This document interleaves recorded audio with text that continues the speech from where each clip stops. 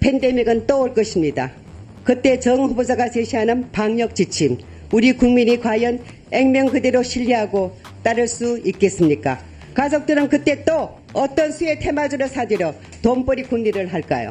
코로나 수혜주 관련해서는 마스크 주라고 하는 FTN이는 2018년 초에 다 매도를 했기 때문에 코로나하고는 상관없다는 말씀드리고요. 의료기기 관련해서는 보유하고 있는 게 없습니다. 단지 창해 에탄올에 대해서는 당시 방역수장으로서 강선 의원의 언행에 대해 어떻게 생각하십니까?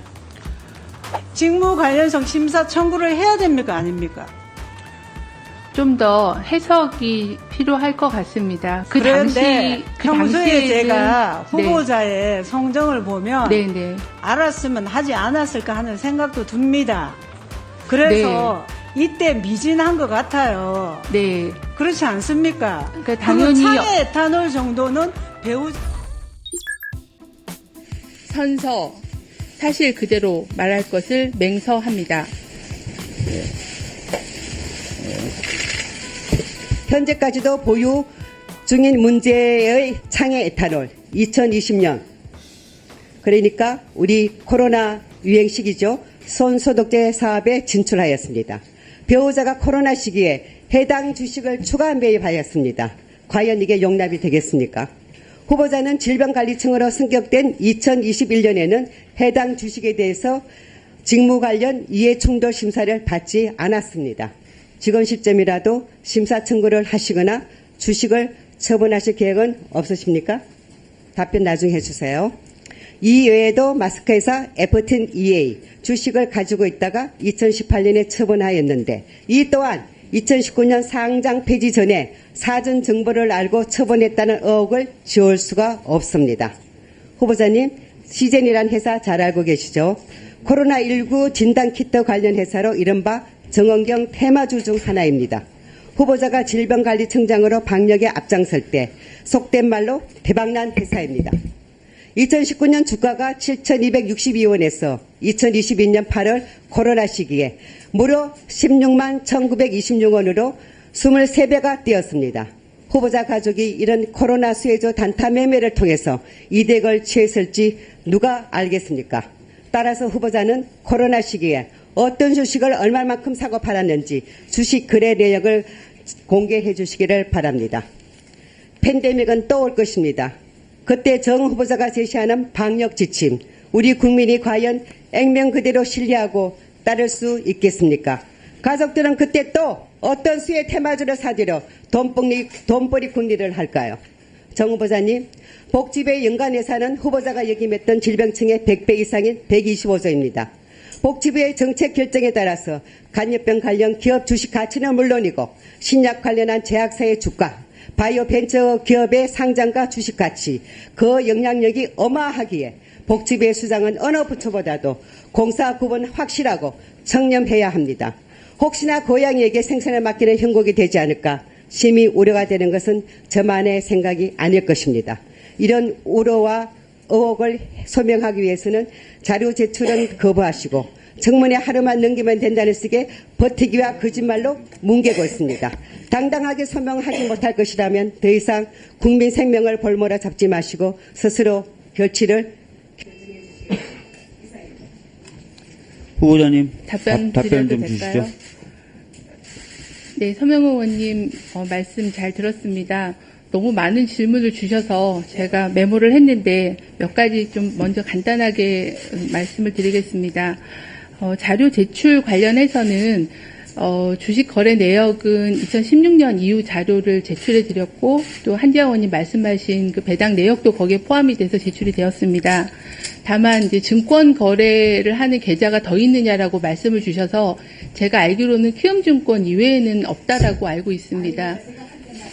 네, 그래서 제가 지금 배우자한테 확인을 하고 있는데 배우자가 계속 근무 중이어서 연락이 안 되고 있습니다. 바로 확인하는 대로 오늘 제출을 바로 하겠습니다. 그래서 자료 제출은 그렇게 하고 FTN에 대한 거는 그게 라움으로 변경됐다라는 말씀을 미리 거기다 줄을 좀 달아서 설명을 드렸어야 되는데 그거를 못한 점을 송구하다는 말씀드리고 그리고 세부 매수부터 매도까지의 세부 자료는 작성해서 모두 제출해 드렸습니다.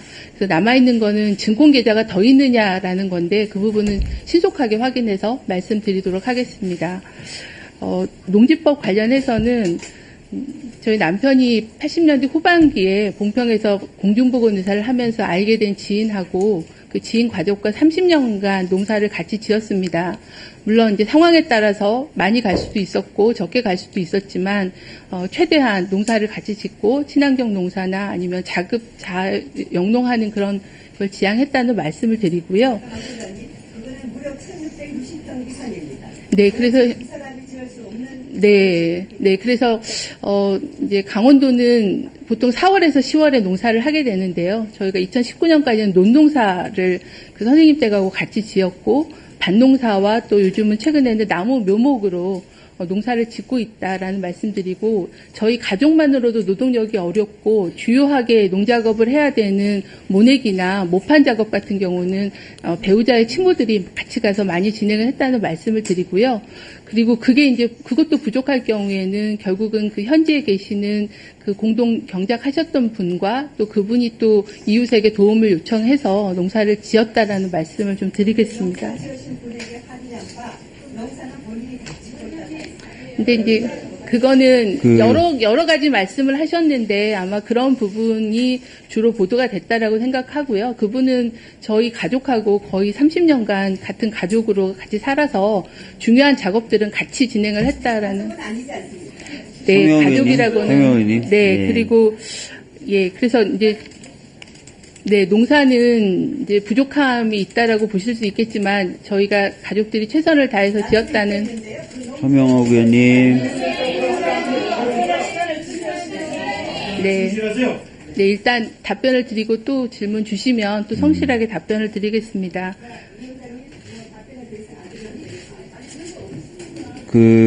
추가 그리고 시간에서의 답변 여부는 위원장에게 권한이 있습니다. 쭉 답변하시고요.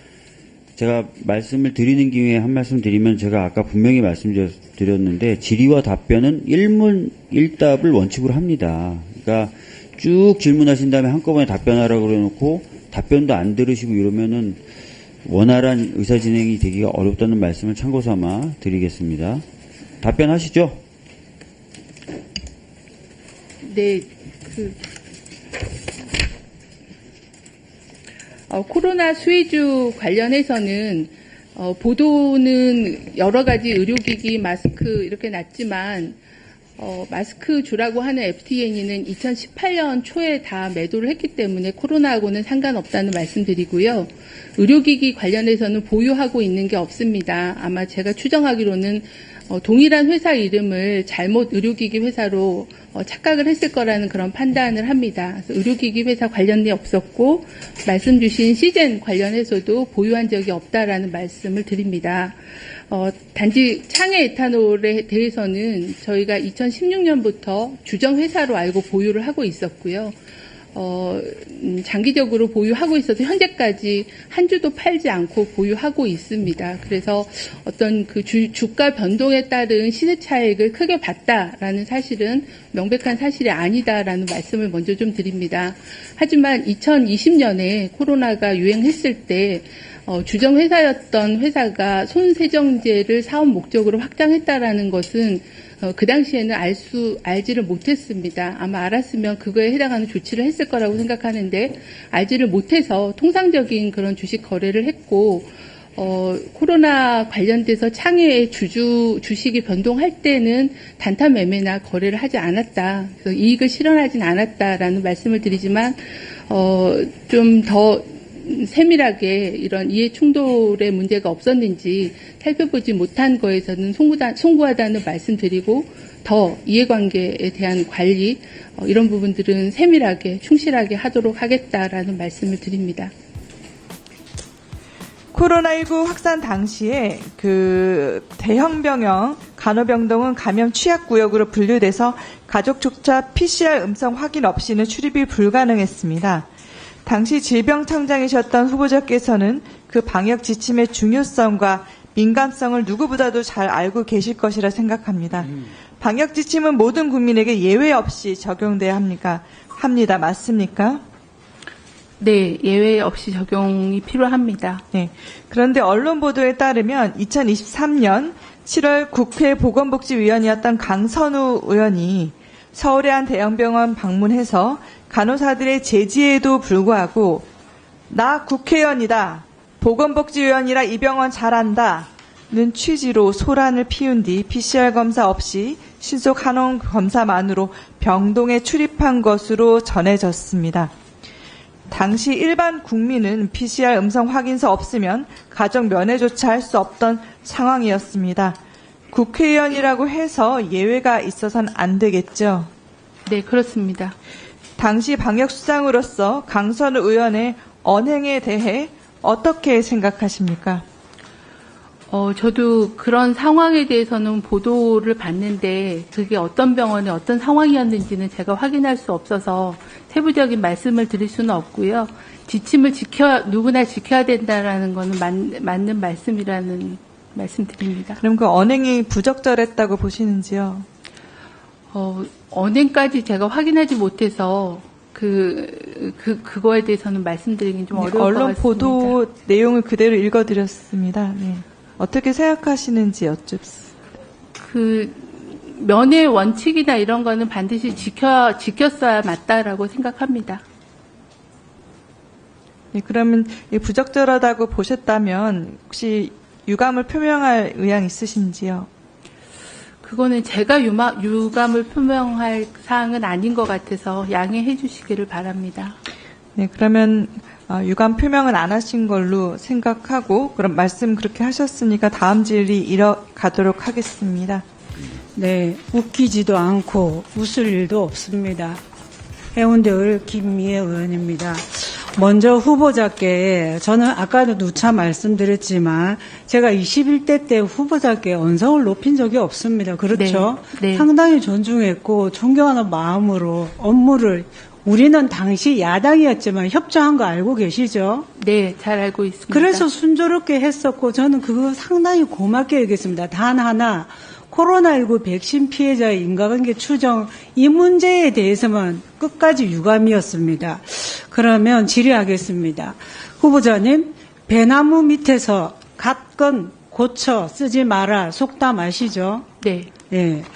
그다음 직무 관련성이 있는지 아니면 있다는 의심이 드는 그런 주식이나 또 농지를 포함한 이런 법 위반에 대해서 수익이 없거나 실패하면 문제 없습니까? 그건 일반론입니다. 네, 그렇지는 않습니다. 그렇죠. 그리고 의혹 제기나 의혹을 해소하는 이 기준은 무엇입니까?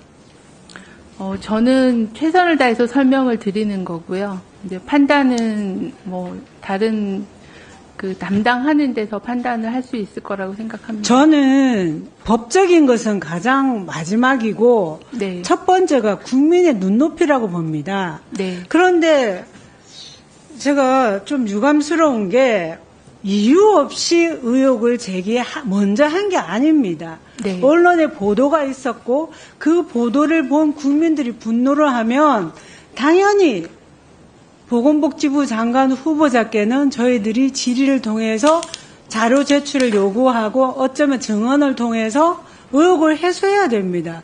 저는 그렇게 하고 싶었습니다. 그거 알고 계시죠? 네. 그래서 지난주 금요일 제가 통화할 때 웃으면서 말씀드렸잖아요. 네. 그렇습니다. 기존에 제가 봤던 모습이 있기 때문에 제출을 해서 의혹을 털고 갑시다. 그리고 정책 할 게 너무 많잖아요. 네. 전문가라고 하지만 보건 의료 쪽은 전문가일지 모르나 복지 분야는 생소하신 게 사실이잖아요. 그래서 공부해야 될 것도 많으니 그렇게 갑시다라고 내가 말씀드렸죠. 네. 그리고 월요일 오전까지 제출하기로 하셨잖아요. 그런데 그거 안 주시고 오늘 오전에 청문회 시작 직전에 주시면서 저 그렇게 뛰어난 사람 아닙니다. 그걸 전부 다 해석할 능력도 없습니다.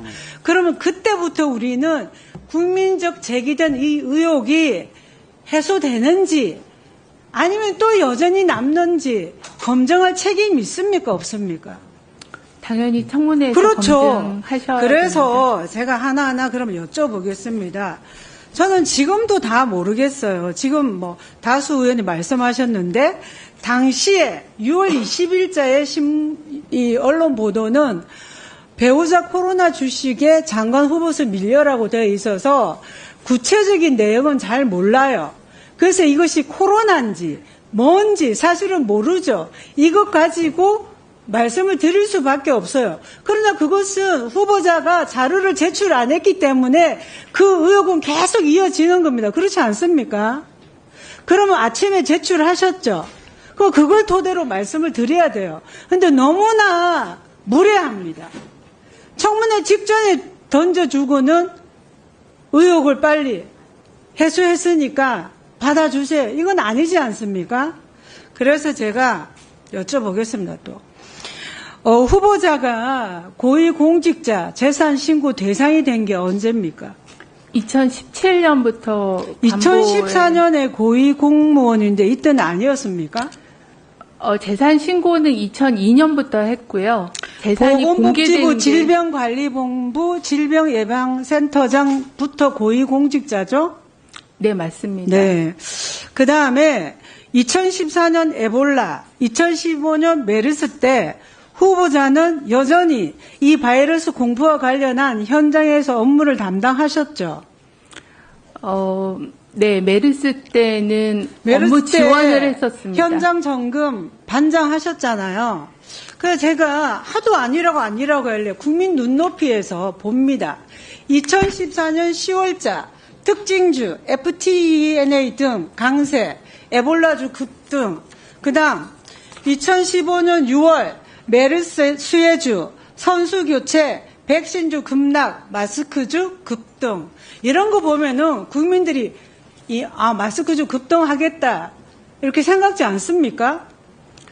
저는 그래서 이런 걸 보고 자료를 미리 주셨으면 이것도 저희들이 의혹을 해소할 기회를 드리고 저희도 자료를 받아서 해소하면 됩니다.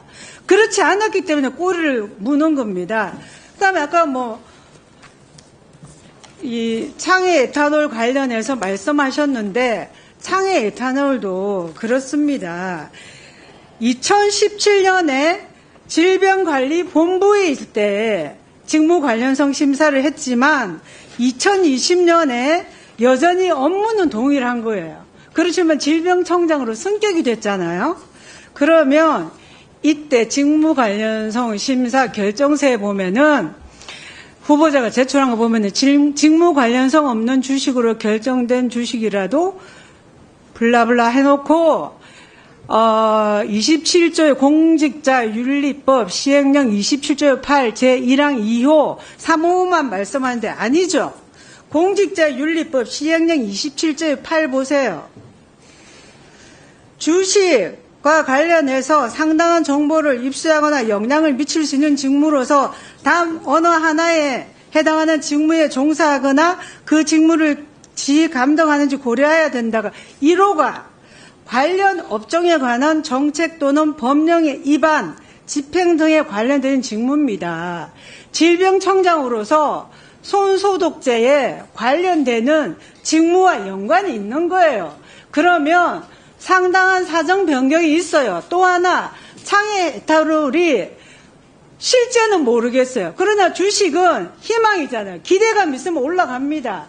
그러면 그때 업종 변경이 등기부에까지 등재됐고 이미 그 이전에 주식시장에서는 이미 소문이 났단 말이에요.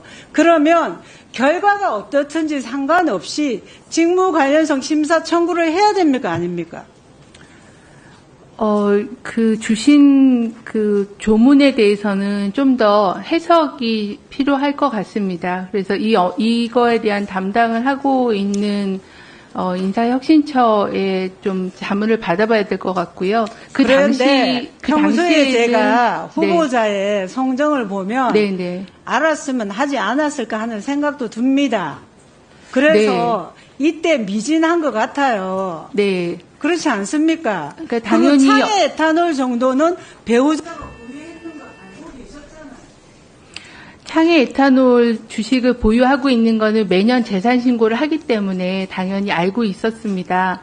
근데 다만 몰랐던 거는 창의 에탄올이 사업 변경을 했다는 사실을 당시에는 몰랐다라는 거를 말씀드리고, 그거에 대해서는 이제 변경된 거를 몰랐기 때문에 직무 관련성 심사를 청구하지 않았다. 하지만 고의성이 있지 않았다라는 설명을 드리고 송구하다는 말씀 반복해서 드렸습니다. 그래서 그 부분은 네. 네. 1차 질의를 마치기 전에 저도 좀 질의를 하겠습니다. 네. 제가 어제 환자분들의